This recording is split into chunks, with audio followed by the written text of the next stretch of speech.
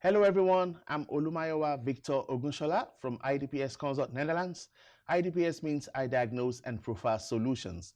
Today I've got something interesting for everyone, especially for students from universities all over the world.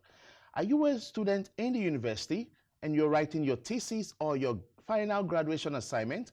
This video should be very interesting for you. That's because today I talk about effective structure of writing your thesis or graduation assignment. I'll just put that on the board now and then we go on. So once again, this should be very interesting for those students, whether they are bachelor students or master students and in their final semester and writing their research or their graduation assignment. Now, before we go on with looking at the structure, of course, I would like to encourage you to subscribe to my YouTube channel. Please click on the subscription button right now. Thank you as you subscribe. And if you like this video at the end, please give it a thumbs up on YouTube by clicking on the like button. Of course, feel free to share this with all the students that are in the university that you know, because one day they will be trying to get out of that university when they write their thesis or engage in their graduation assignment. Thank you. So let's go to the structure of writing an effective thesis or graduation assignment. The first thing that I would like to say is that you see the executive summary. Yeah, so I'll put that on there. Yeah.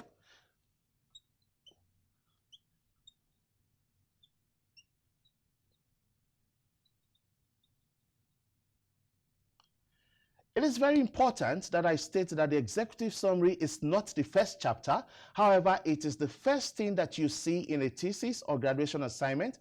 You see it first, but actually it is written last. What is the executive summary? The executive summary is a condensed version of the entire report. So when we read the executive summary, we can identify the company and say, okay, this research is about this company. We can already see what the problem was, and we can already see the various methods that was used to solve that problem, and we can also have an insight into the solutions and recommendations. So the executive summary is a condensed report, is the condensed version of the entire report. So executive summary is not your first chapter, but it appears first in your research report. Now, brings us to the question, what is the first chapter? The first chapter is what is known as the introductory chapter. Introduction, chapter 1.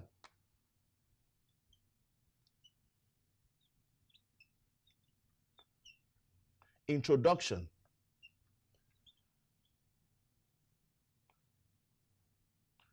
The introductory chapter is a very interesting chapter, and there are several sub-chapters within the introductory chapter. A sub-chapter within the introductory chapter would be, for example, starting with the company description. Here you want to really describe the company. What is the structure of the company? What is the culture of the company? What kind of products or services do they offer? In what region does this company exist? Is it a profit-making organization or not-for-profit making organization? These are many more you have to put in here in your chapter 1, introductory chapter, company description. Still in chapter 1, you have to talk about the problem, hence the subtopic problem description. Here you want to tell us what is the problem, why is it a problem, where is the problem, when has it been a problem, who are the stakeholders involved in this problem, and how do we resolve this problem. This is about the 5 W's and the H, still in the introductory chapter. Yeah, 5 W's and the H, as you can see on there. What is the problem? Why is it a problem? Since when has this problem started to occur? Who are the stakeholders involved in this problem? Is it the customer service guys or the marketing guys or the supply chain guys? And then you want to know the other W's, the what, the why, the when, the who, the where, and of course the H is the how. Still under your introductory chapter, let's not forget company description, first thing in the introduction, second thing in the introduction, problem description.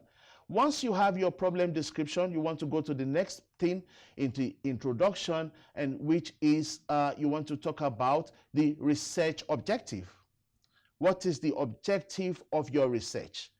To have a smart research objective, you have to answer the questions of what, why, and how. The objective of this research is to, that is the what. Then you go on to explain why that is important. Then you talk about the how. So the objective of this problem, the main objective of this research is to investigate reduction in sales. Could be the what. This is important because the profit has been going down for a number of years. That is the why.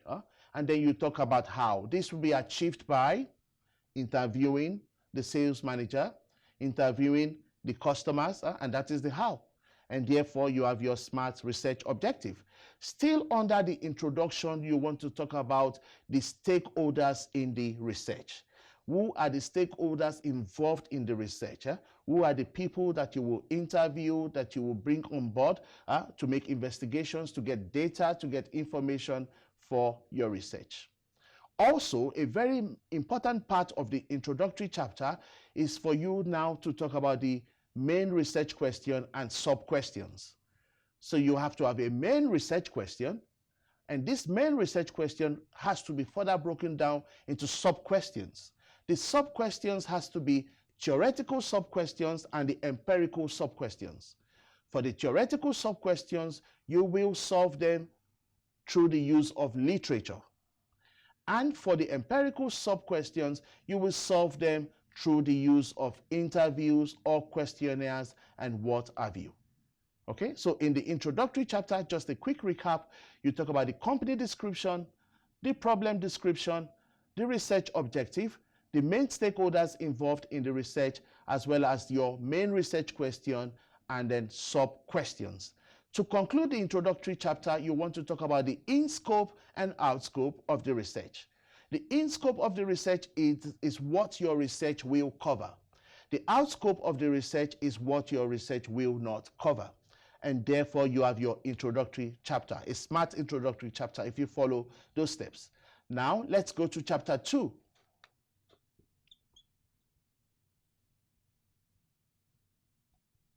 For your chapter 2, you have the literature review. Okay, literature. And by literature review, we are talking about the theories, the models, and literature that you would use to support your research. Don't forget, I already said in chapter 1, when you talk about your main research question, some of the sub-questions will be theoretical sub-questions. You solve them right here in chapter 2. What are the different literatures that you would use to support your research? These literatures could be from textbook, they could be from articles, they could be from journals. Please ensure that this literature are well sourced. Could be Harvard referencing system, could be APA style referencing. It will depend on your university.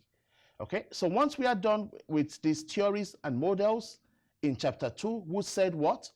Make sure that there's a critical analysis. So if you say Peter Drucker said X, what does Michael Porter say about X? What does Henry Mintzberg say about X? And all of that will be found in your literature review. So once you're done with that, we move to chapter 3, which is your methodology chapter.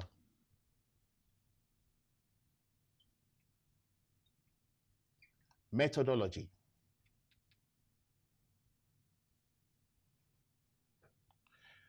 And here is the chapter where you tell us how you are going to go about the research. For example, would you be collecting primary data or secondary data? If you're writing your graduation assignment, I expect that you already know what is primary data and what is secondary data. Primary data, data that is original, you are collecting it first time.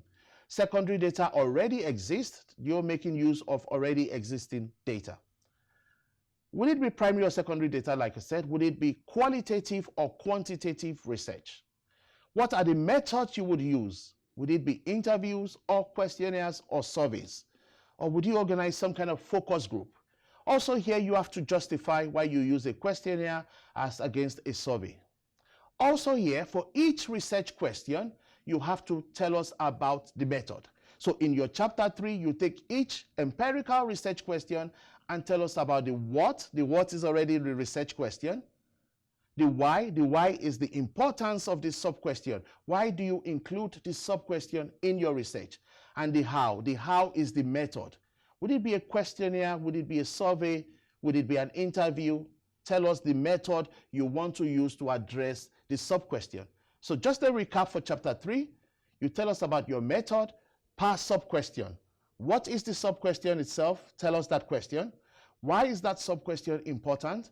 And how do you intend to solve that sub-question? It could be you are using a model to solve this sub-question. Please put that in your chapter 3. Then we go to chapter 4, which is a very interesting chapter, which is the findings and analysis. I put that down now. Chapter 4, findings and analysis. In chapter 4 is where you put forward your findings. Don't forget, in chapter 3, per sub-question, you talked about the importance of the sub-question, and you talked about this sub-question would be solved by a survey or a questionnaire.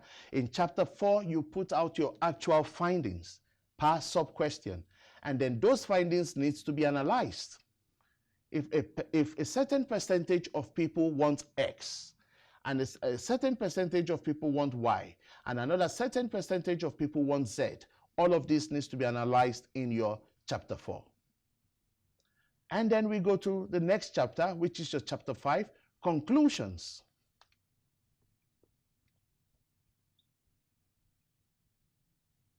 Chapter 5, conclusions. So in the concluding chapter, which is chapter 5, this is where you begin to bring together your findings and you conclude on them. A summarized version of the findings. In chapter 4, you had your findings, you made your analysis. In chapter 5, you put them together. When you make your conclusions, make sure that you address all of the sub-questions. And that will be your chapter 5, conclusions. Take note, the chapter 5 is conclusions and not recommendations. We go to the last chapter, which is chapter 6, and that is recommendations.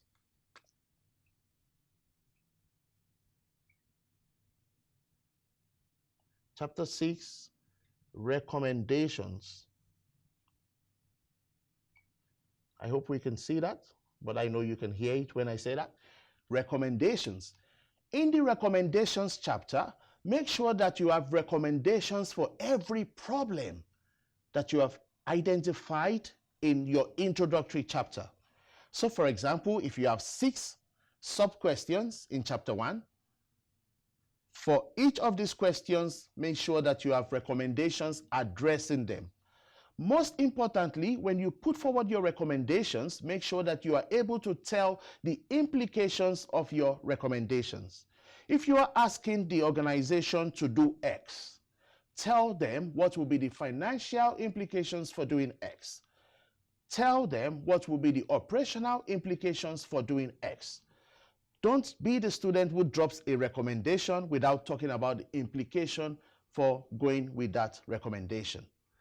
And therefore, of course, after this, you have your last chapter, references. It's not a chapter, but after the recommendations, you have references. I'll just put that here. Again, it will depend on your university.